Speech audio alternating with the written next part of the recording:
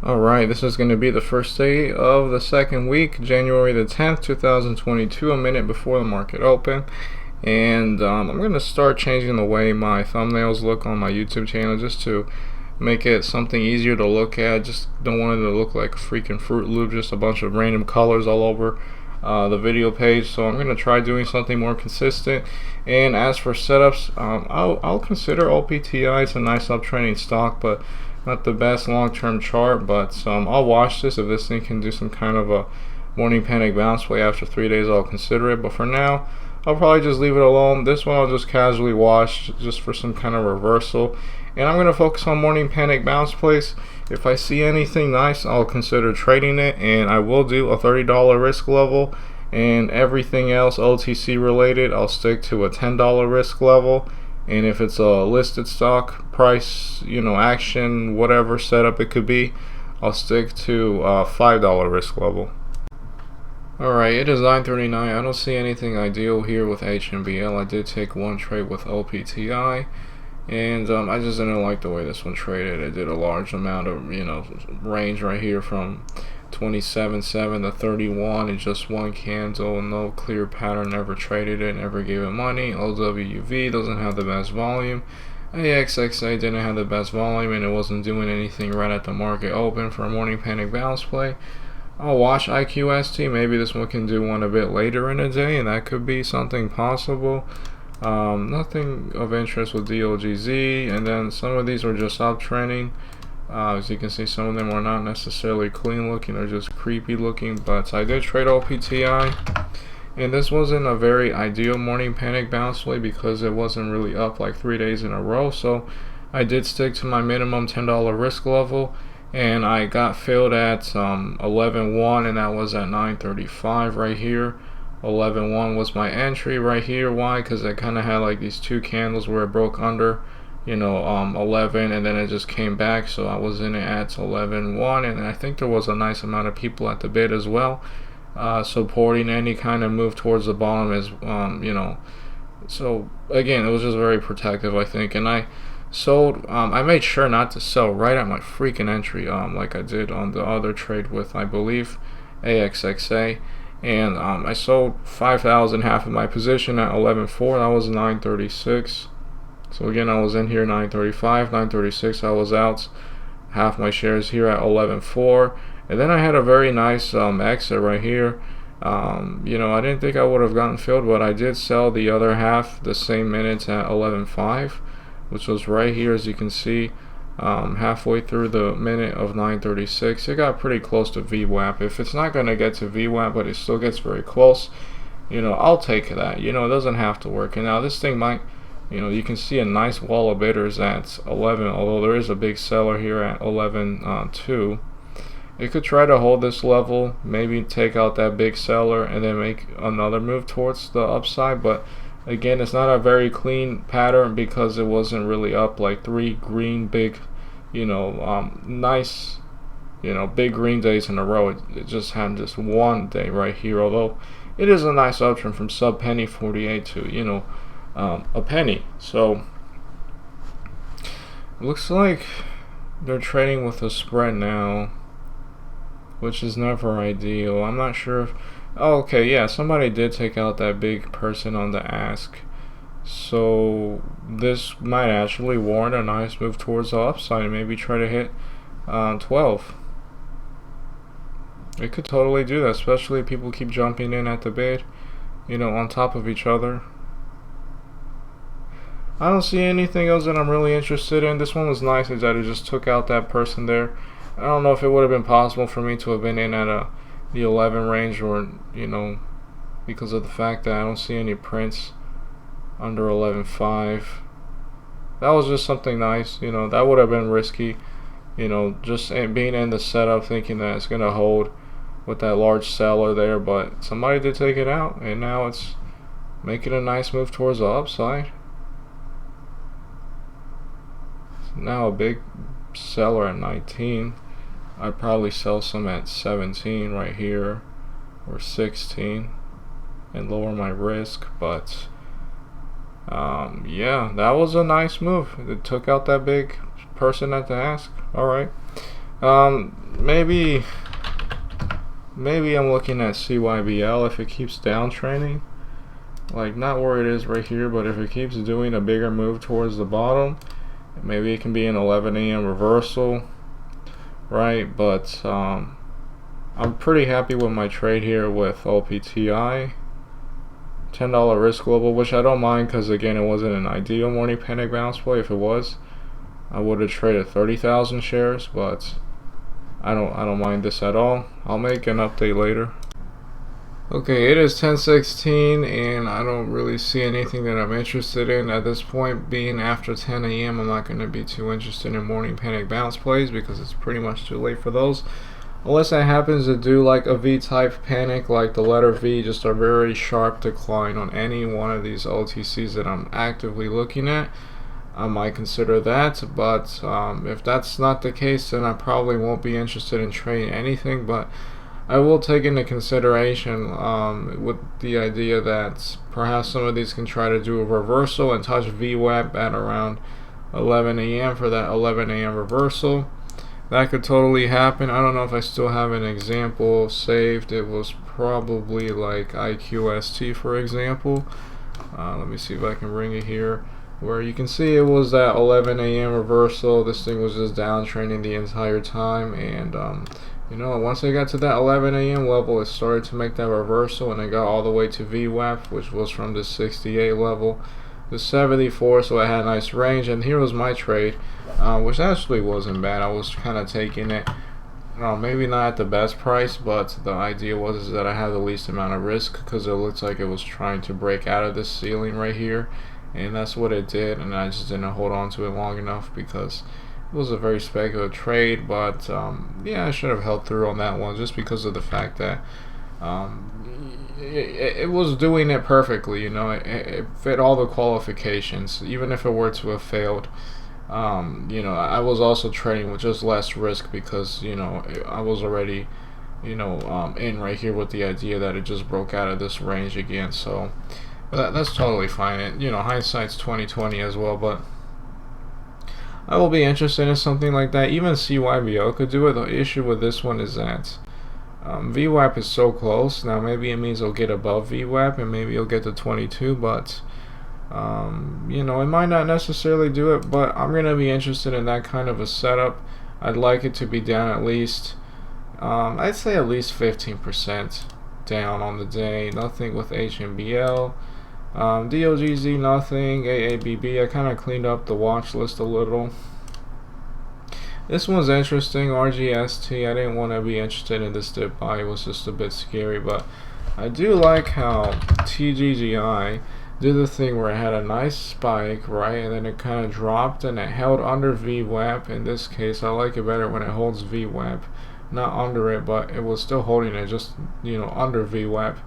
And it made a move from 104 to, you know, 11. The issue was that this one just had too many sellers at the ask, but I guess eventually with this volume here it might have taken them out. But that was a nice move there. I don't really see anything that I'm interested in. I had one degenerate trade with SPY, right, because the markets are so volatile right now. I mean, down almost 2%, right?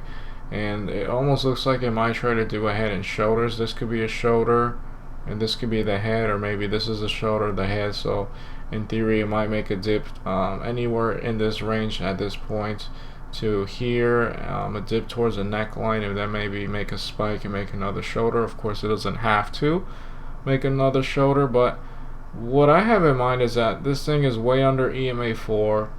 And there's always people on YouTube saying that the markets are going to crash and fall and burn in a hole and you should buy gold and silver, but you know, like, this has been one of the longest bull markets.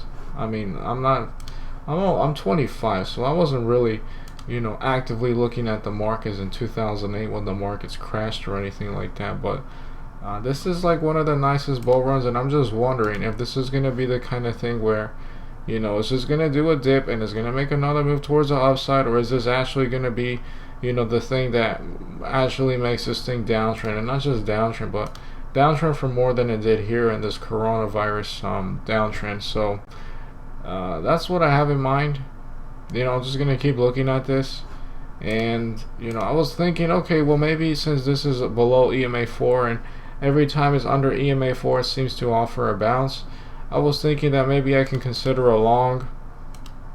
And I went long, and I was thinking of just holding it for a long time, just starting to build something in my Roth IRA. But first of all, I bought in my day trader account, so that was wrong. And then with that in mind, I decided to get out of it.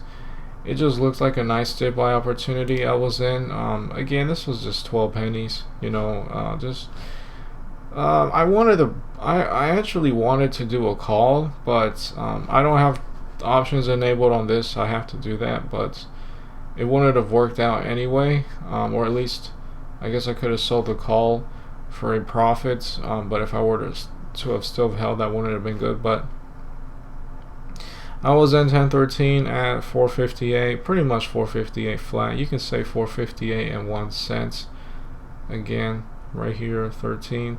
Why? Because it looked like it was trying to hold this level. Did a nice bounce, broke under it here, and then it looked like it was going to hold it. And I was in it, but then, I thought, alright, number one is downtrending. Number two, I didn't buy on my Roth IRA account. This is my day trading accounts. I should probably just get out of it. So I did, and I got out of it for a profit at 10.15. I sold into this wick right here, and I'm glad I did because it did downtrend, although it's still trying to hold this level. This could be the head of an inverse head and shoulders. Here's the shoulder. Here's the head. It makes a run. Maybe ideally 459.61, and then it makes a shoulder. But you're in at the head. It's more risky because it doesn't have to make an uptrend. It can be just another lower low, lower low, lower low, and then it makes another one. But it would be kind of surprising if it doesn't try to make a move towards 458.50, if you ask me. Yeah, that's what I have in mind. I don't know, don't want to be an addict and just trade random stuff, big freaking price action, not big price action, but just big expensive stocks. But that was my trade there. I guess I'll include it because it was a trade ultimately, and it was a day trade, not like a swing trade. But yeah, I would be interested in just being a part of the market.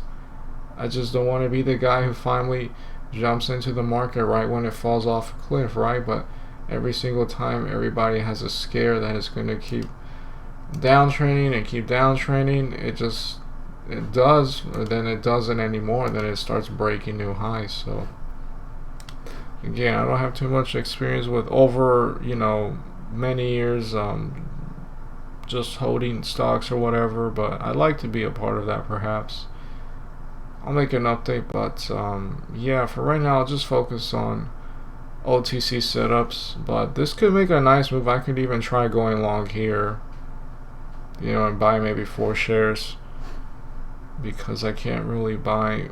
Well, what's the low? 457.38. So I could buy in theory like 10 shares and have a $3 risk level, but this is not something I'm very good at. At least I think I trade OTCs much better.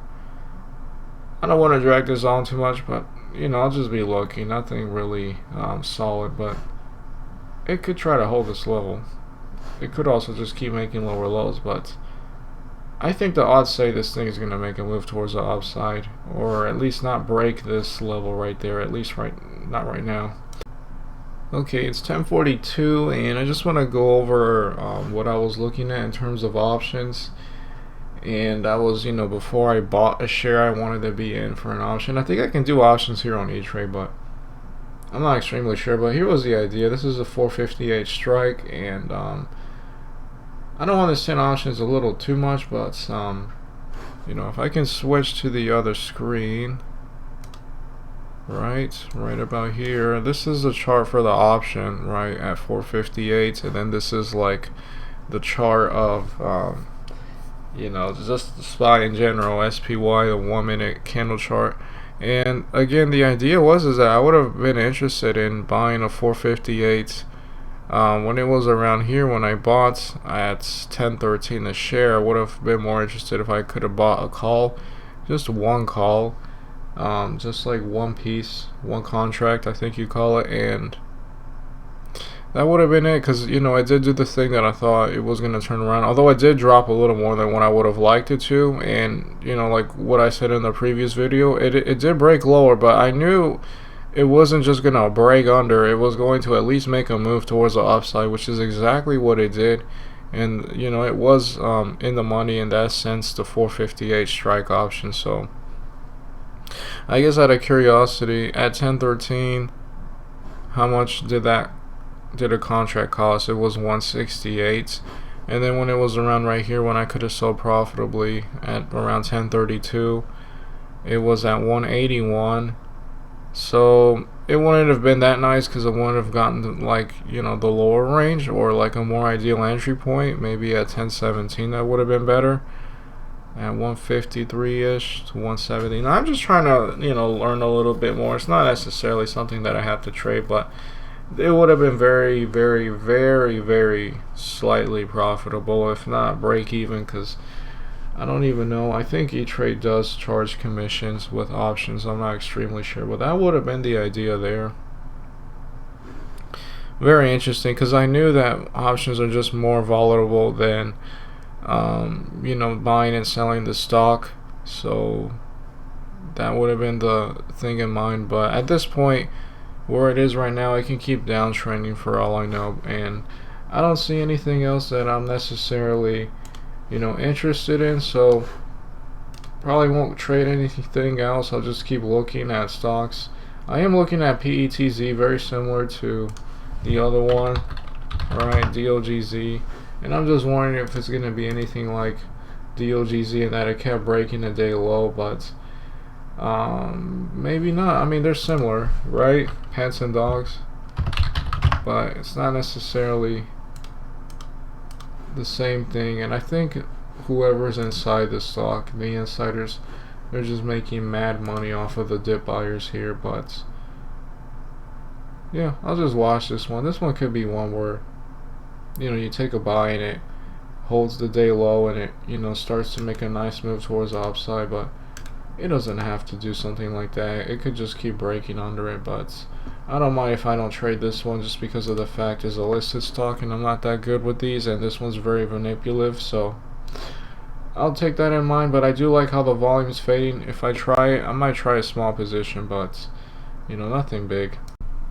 Alright, it is 252. I'm in a very speculative trade, and I sized down for this reason. I didn't like the sellers on the ask being large, but this looks like I guess they call it an OTC swizzle. It kind of tried here and it failed, but it's trying again. It's at a point in the chart where it might try to make a move towards the upside, or at least is less likely going to fail because it has support from there. It just seems like a nice round support level.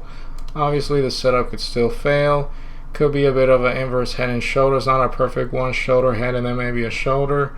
This might even be a setup I might consider holding overnight, but I'm not really comfortable holding stocks overnight, but I might consider it. I just want to see how this one develops, and I'll cut it if it breaks the day low, which it can obviously do. I'll keep watching this, but this is a very speculative setup. And as for the option, that one ended up being super profitable. It did make an inverse head and shoulders, the SPY, and it did come back, which was pretty cool. You can see the option price, right? Here's a shoulder head, ultimately the shoulder here, although it failed here. You can see it made a nice move from $1.5 to freaking $5. That's very exponential, something I can't do buying a single share of SPY, so that's pretty cool, and something I might look forward to considering maybe in the future. But as for right now, I'm going to stick with this OTC setup, and we'll see if this thing can amount to anything. Alright, it is 3:12. I ended up getting out of the position because it was just taking a bit too long, and I also didn't like how there was just a big large seller on the ask and he wouldn't disappear. This is a different one, but I didn't like it. And then people were dumping their shares at the bid, as you can see right here at this 3 o'clock level. Somebody dumped a lot of shares and it was hitting that 21 support level. So I got out of it. I held on to the position for 13 minutes. I got out at 303. Right here, 303 at 21.5. It wasn't 21.1. It actually was 21.5. Let me see. With that in mind,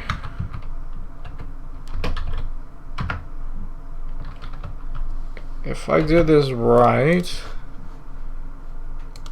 then I only lost 75 pennies from this setup, and I did trade a small position, a $5 risk level, which isn't something I want to do very much, but I did do it here because it was something very speculative, something I don't have that much experience trying to trade with. But I do like how it kind of worked right here. It kind of, I saw that 303. Just 2 minutes later at 305, it did this nice move towards the upside with a decent amount of volume, and it kind of broke it. This thing can try to develop and make something nicer, but the issue is that 21 is the only support level, and when somebody jumps above this, it usually gets taken out pretty quickly. So there are still people with size selling their shares or trying to get their shares sold at the ask, but I'll make an update to see what this one can do ultimately. But that one was pretty interesting. As for PETZ, this one keeps downtrending, which is pretty impressive. You just compare the volume, it seems like the rug pull is really today.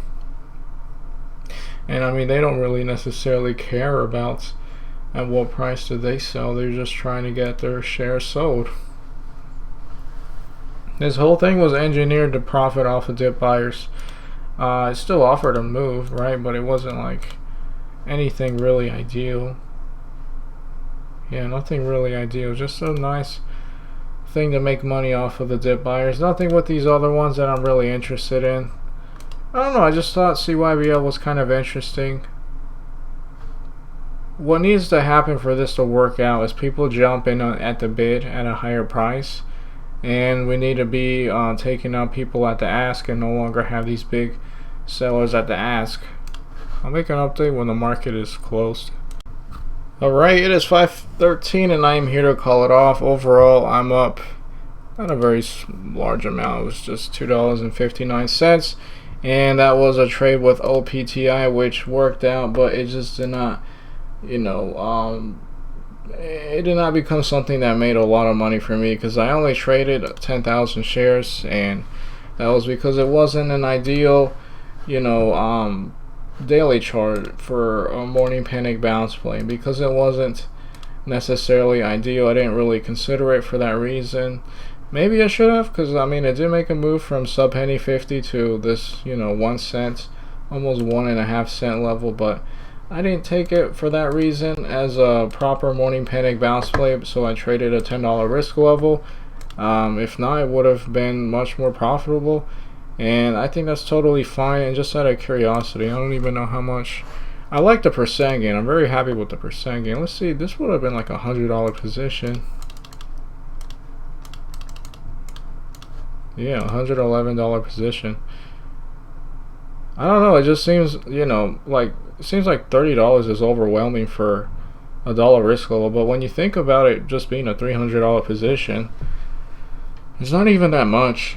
But again, it just wasn't ideal. If we could have an ideal morning panic bounce play, maybe something like, even like ILUS, just because it has a nicer daily chart. I guess not as nice as it was, but definitely better than OPTI. It would have been more ideal, and that's totally fine. And then I had that trade with CYBL that kind of worked out. It kind of worked out. It wasn't really perfect, and I decided not to hold it overnight because that's not really something I do. But it did have this little pop here, but that was about it. It wouldn't have been too hard, I think, to maybe sell for break even, but for me to have sold this thing for like a nice profit, which wouldn't have been much, because this setup didn't really work out. It kind of worked. If it really worked, it would have broken out, made a nice move and maybe put up higher lows or something like that. But it didn't just, fall off a cliff immediately, which is why it kind of worked, because it did make a move towards the upside. It just wasn't that much, and it didn't fail in that it just completely fell off a cliff. It kind of worked, and that was the one there. That was like 75 cents of loss, which is fine. And then I traded SPY way back here. I never did it, but I should have done it. I should have bought on my Roth IRA accounts just to start participating in the market. It's kind of hard-headed how this stock has a drop and then it immediately comes back like crazy and just pretends like nothing is going on, and then it makes new highs and an uptrend. So I should have done that. If anything, you know, could have partaken at 458 and I would have been up a little bit on my Roth IRA. But that's totally fine. And yeah, that's all I have. I really want to stick to $30 risk levels and then $10 risk levels for everything else. I don't regret a $5 risk level with CYBL because it was super speculative, but I wanted to trade it and get some experience from that. So I don't regret that bit. But yeah, just maybe I need to size up altogether, even on setups that are not so ideal. Although this one, you know, is out of my range, but maybe even OPTI not even being the best case scenario. Morning panic bounce play, maybe because it still was a morning panic bounce play. I could have traded a $20 risk level, which again would have been a $200 position. I don't know, but definitely I want to keep seeing more consistency, and I definitely want to size up. That's all I have for today.